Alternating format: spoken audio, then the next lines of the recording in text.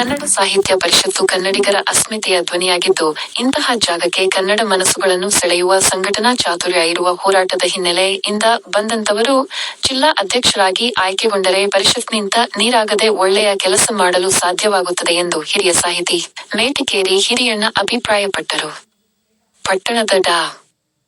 ಅಂಬೇಡ್ಕರ್ ಭವನದಲ್ಲಿ ಆಯೋಜಿಸಲಾದ ಜಿಲ್ಲಾ ಕನ್ನಡ ಸಾಹಿತ್ಯ ಪರಿಷತ್ ಅಧ್ಯಕ್ಷ ಗಾದಿಗೆ ಪ್ರಬಲ ಆಕಾಂಕ್ಷಿಯಾಗಿರುವ ಸಾಮಾಜಿಕ ಹೋರಾಟಗಾರ ಕಾಳೇನಹಳ್ಳಿ ಆನಂದ್ ಅವರ ಹಿತೈಷಿಗಳ ಚಿಂತನಾ ಸಭೆ ಕಾರ್ಯಕ್ರಮದಲ್ಲಿ ಅಧ್ಯಕ್ಷತೆ ವಹಿಸಿ ಮಾತನಾಡಿ, ಪ್ರಸ್ತುತ ದಿನಗಳಲ್ಲಿ ಪರಿಷತ್ ಚುನಾವಣೆಗಳು ರಾಜಕೀಯ ಚುನಾವಣೆಗಳ ರೀತಿ ಹಣದ ಹೊಳೆಯನ್ನು ಹರಿಸುವ ಮಟ್ಟಕ್ಕೆ ಬಂದಿರುವುದು ಸಂಗತಿ. ಕನ್ನಡ ಸಾಹಿತ್ಯ ಪರಿಷತ್ತು ಎಂದರೆ ಕನ್ನಡ ನಾಡು ನುಡಿಗೆ ಸೇವೆ ಸಲ್ಲಿಸುವ ತುಡಿತ ಇರುವ ವ್ಯಕ್ತಿಯನ್ನು ಆರಿಸಿ ಕಳಿಸುವಂತಹ ಒಂದು ವ್ಯವಸ್ಥೆ. ಆದರೆ ಇಂದು ಉದ್ಯಮಿಗಳು, ರಾಜಕೀಯ ಹಿನ್ನಡೆಯುಳ್ಳವರು ಅಧ್ಯಕ್ಷ ಸ್ಥಾನಕ್ಕೆ ಸ್ಪರ್ಧಿಸುತ್ತಿದ್ದು, ಚುನಾವಣೆಗಳಲ್ಲಿ ನಿಜವಾದ ಕನ್ನಡದ ಕಟ್ಟಾಳುಗಳು ಹಿಮ್ಮುಖವಾಗಲು ಕಾರಣವಾಗಿದೆ ಎಂದರು.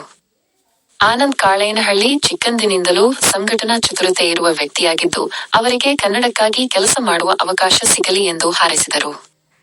ಈ ಸಭೆಯಲ್ಲಿ ನಾಡಪ್ರಭು ಕೆಂಪೇಗೌಡ ವೇದಿಕೆಯ ಸಂಸ್ಥಾಪಕ ರಾಜ್ಯಾಧ್ಯಕ್ಷರು ಹಾಗೂ ಹಾಸನ ಜಿಲ್ಲಾ ಕನ್ನಡ ಸಾಹಿತ್ಯ ಪರಿಷತ್ತಿನ ಅಧ್ಯಕ್ಷ ಸ್ಥಾನದ ಆಕಾಂಕ್ಷಿಗಳಾದ ಕಾಳೇನಹಳ್ಳಿ ಆನಂದ್ ಕುಮಾರ್, ಕರ್ನಾಟಕ ಸಹಕಾರ ಮಾರಾಟ ಮಂಡಳಿಯ ನಿರ್ದೇಶಕರಾದ ಸಿ.ಎನ್. ಪುಟ್ಟಸ್ವಾಮಿಗೌಡ, ಟಿಎಪಿಸಿಎಂಎಸ್ ಅಧ್ಯಕ್ಷರಾದ ಮೆಡಿಕಲ್ ವೆಂಕಟೇಶ್, ಮಾಜಿ ಅಧ್ಯಕ್ಷರಾದ ಕುಂಬಾರಹಳ್ಳಿ ರಮೇಶ್, ಮಾಜಿ ಉಪಾಧ್ಯಕ್ಷರಾದ ಸಿ.ಜೆ. ಜಗದೀಶ್, ಪುರಸಭಾ ಮಾಜಿ ಅಧ್ಯಕ್ಷರಾದ ಸಿ. ನಾಗರಾಜು, ಕೋಟೆ ಮೋಹನ್, ಹಿರಿಯ ಸಾಹಿತಿಗಳಾದ ಮೇಟಿಕೆರೆ ಹಿರಿಯಣ್ಣ, ಪ್ರೊಫೆಸರ್ ಸಿದ್ದೇಗೌಡ, ಹೊನ್ನಶೆಟ್ಟಿಹಳ್ಳಿ ಗಿರಿರಾಜ್, ಶ್ರೀಮತಿ ಜಯಂತಿ ಚಂದ್ರಶೇಖರ್, ಕಾಳೇನಹಳ್ಳಿ ಚಂದ್ ರು, ಹರಿಕತೆ ವಿದ್ವಾಂಸರಾದ ಲೋಕೇಶ್ ದಾಸ್, ಮಕ್ಕಳ ಸಾಹಿತ್ಯ ಪರಿಷತ್ತಿನ ರಾಜ್ಯಾಧ್ಯಕ್ಷರಾದ ಸಿ.ಎನ್. ಅಶೋಕ್, ನವೋದಯ ವಿದ್ಯಾಸಂಸ್ಥೆಯ ಅಧ್ಯಕ್ಷರಾದ ಮುರಾಜಿ ಮಂಜಣ್ಣ, ಕಾರ್ಯದರ್ಶಿಗಳಾದ ಕೆಂಬಾಳು ಶರತ್, ಕರ್ನಾಟಕ ರಾಜ್ಯ ರೈತ ಸಂಘದ ರಾಜ್ಯಾಧ್ಯಕ್ಷರಾದ ನಾಗರತ್ನ, ಉಪಾಧ್ಯಕ್ಷರಾದ ಪ್ರೇಮಮ್ಮ, ಸಮಾಜ ಸೇವಕರುಗಳಾದ ಗಜಾನನ ಮನೋಹರ್, ಅಬ್ದುಲ್ ಅಬೀಂ, ಮಹದೇವ್ ಸಿದ್ದೇಶ್, ಕನ್ನಡ ಪರ ಹೋರಾಟಗಾರ ಜನಿವಾರ ಶರತ್,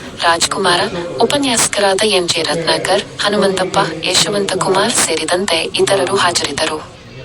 ವರದಿ ಐ.ಕೆ. ಮಂಜುನಾಥ್, ಚನ್ನರಾಯಪಟ್ಟಣ. ಮತ್ತೆ ದಾಸರು ಕೂಡ ಇದ್ದಾರೆ.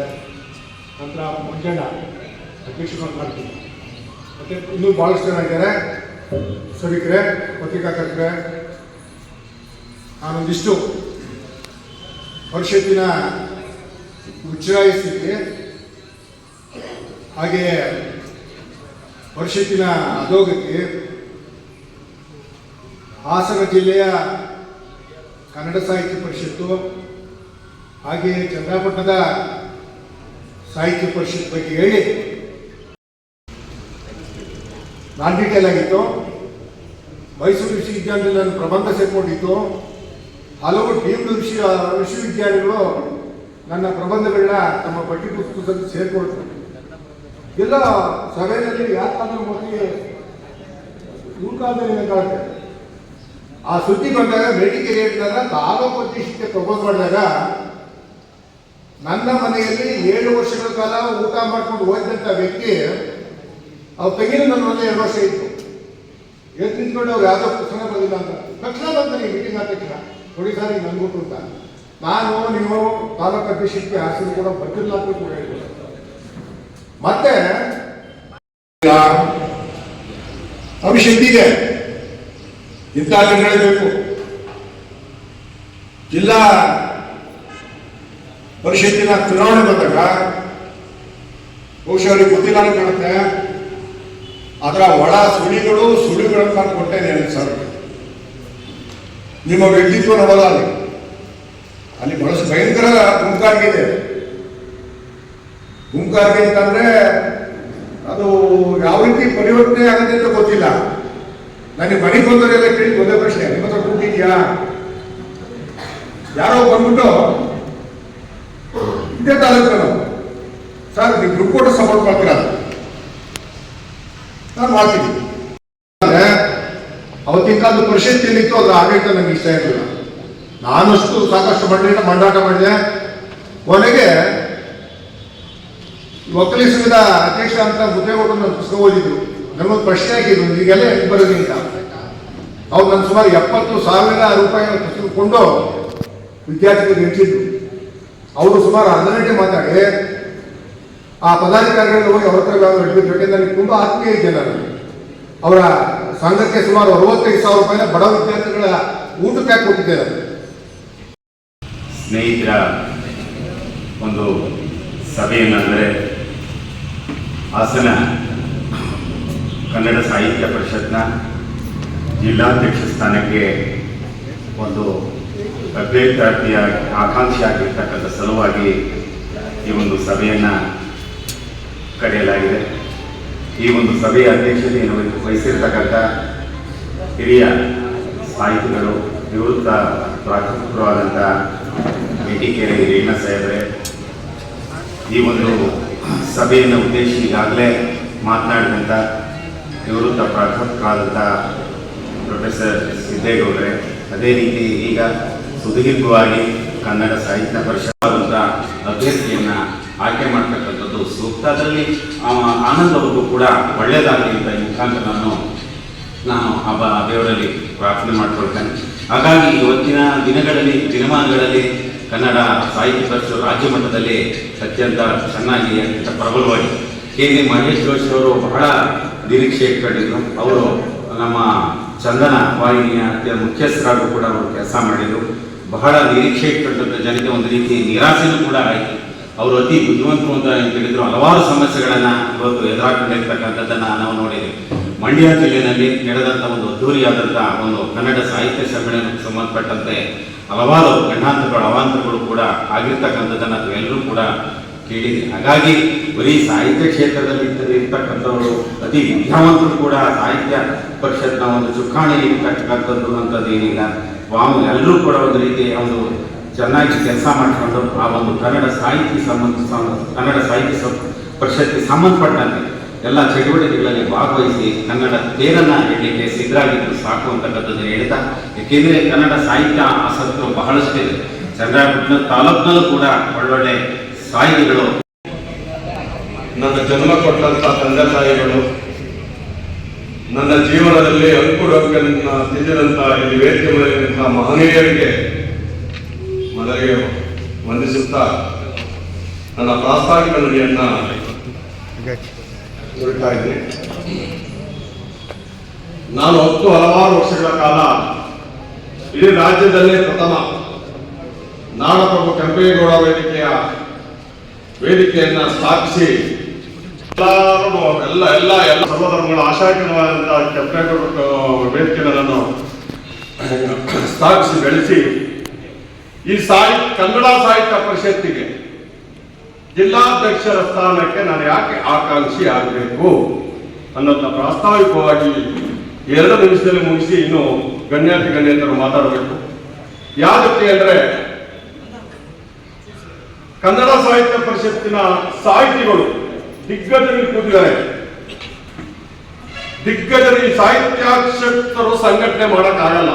ಯಾಕಂದ್ರೆ ಅವರು ಕವನಗಳು ಈ ನಾಡಿನ, ಈ ದೇಶದ, ಈ ನಾಡಿನ ಒಂದು ಅಂಕುಡೊಂಕನ್ನ ತಿದ್ದಕ್ಕೆ ಅವರ ಬರಹದಲ್ಲಿ ತಿದ್ದಿ ಅವರು ತಿವಿತಾರೆ. ಅವರ ಬರಹದಲ್ಲಿ ಅವ್ರಿಗೆ ಸಂಘಟನೆ ಮಾಡಕ್ಕಿಲ್ಲ. ಅವ್ರಿಗೆ ಹೋರಾಟಗಾರರು, ನಾನು ಕನ್ನಡ ಪರ ಹೋರಾಟಗಾರನಾಗಿ, ನಾನೇ ಸಾಹಿತಿ ಅಲ್ಲ, ಕನ್ನಡ ಪರ ಹೋರಾಟಗಾರನಾಗಿ ಹಲವು ವರ್ಷಗಳ ಕಾಲ ನೆಲ ಜಲ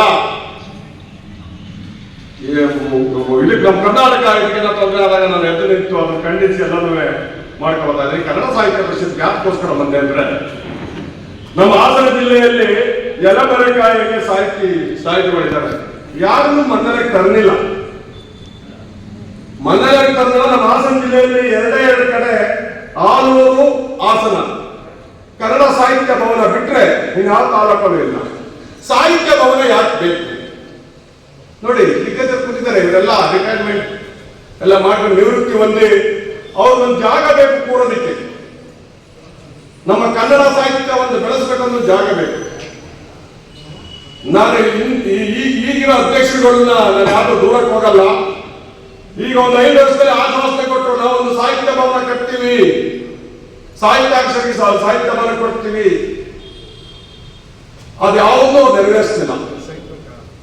ಅಧ್ಯಕ್ಷ ಅವಧಿ ಇರೋದು ನವೆಂಬರ್ ತಿಂಗಳಿಗೆ, ಅವಧಿ ಕೊನೆಗಾಣಿಸೋದು ಇದು ನವೆಂಬರ್ ತಿಂಗಳಿಗೆ. ಇನ್ನು 8 ರಿಂದ 9 ತಿಂಗಳು ಈ ಎಲೆಕ್ಷನ್ ಇದೆ. ಈಗಲೇ ಹೊರಟುಬಿಟ್ರು. ಯಾವ MP MLA ಚುನಾವಣೆಗೂ ಮೀಸಿ ಮಾಡೋದಕ್ಕೆ ಕನ್ನಡ ಸಾಹಿತ್ಯ ಪರಿಷತ್ತನ್ನ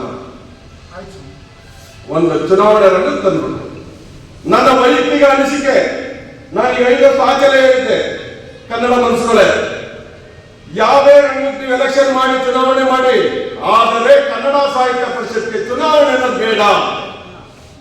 ಅದರ ಗಲಾಟೆಯನ್ನ ದಯವಿಟ್ಟು ಕುಂದಿಸಬೇಡಿ. ನಾನು ಈಗ ವೈಯಕ್ತಿಕವಾಗಿ ಹೇಳ್ತಾ ಇದ್ದೀನಿ, ನಾನು ಕನ್ನಡ ಸಾಹಿತ್ಯ ಪರಿಷತ್ ಜಿಲ್ಲಾಧ್ಯಕ್ಷ ಸ್ಥಾನಕ್ಕೆ ಆಕಾಂಕ್ಷಿ ಇರಬಹುದು. ಎಲ್ಲ ದಿಗ್ಗಜರಿಂದ ಸಾಹಿತ್ಯಾಕ್ಷರು, ಚಿಂತಕರು ಎಲ್ಲ ಕುಳಿತು ಒಂದು ಕಡೆ ಕಲೆತು ಸಾಹಿತ್ಯತೆಯನ್ನು ಎಳೆಯೋದಕ್ಕೆ ಯಾರನ್ನಾರು ಉತ್ತಮವಾದ ವ್ಯಕ್ತಿಯನ್ನು ಹೋರಾಟಗಾರರನ್ನು ನಾನು ನೇಮಿಸಿದ್ರೆ ನನ್ನ ಅಭ್ಯಂತರ ಇಲ್ಲ.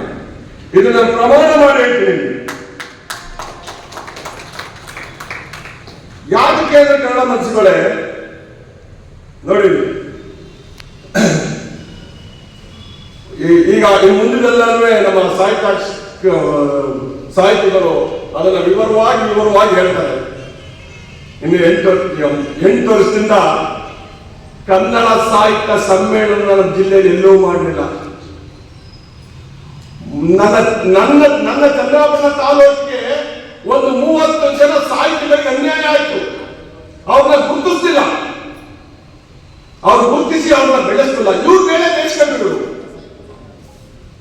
ಯಾಕೆ ಇಷ್ಟೆಲ್ಲ ನೋವು ನನಗೆ ಅಂದ್ರೆ, ಈಗ ನೋಡಿ, ನಮ್ಮ ಹಿರೇನಯ್ಯ ಇರ್ಬೋದು, ಗಿರಿರಾಜ್ ವಂಶಕರ್ ಇರ್ಬೋದು, ಜಯಂತಿ ಮೇಡಮ್ ಇರ್ಬೋದು, ಲೋಕೇಶ್ ದಾಸ್ ಇರ್ಬೋದು, ನಮ್ಮ ಪ್ರೊಫೆಸರ್ ಸಿದ್ದೇಗೌಡರು, ಚಾಣ ಅಶೋಕ್ ಅವರು ಸ್ವಂತ ಮನೆ ದುಡ್ಡು ತಂದು ಮಕ್ಕಳ ಸಾಹಿತ್ಯ ಪರಿಷತ್ ಕಟ್ಟಿದ್ರು. ಅವ್ರನ್ನ ಯಾರು ಮೇಲೆತ್ತಲ್ಲ, ಎಲ್ಲರೂ ಕಾಲಿದ್ರು.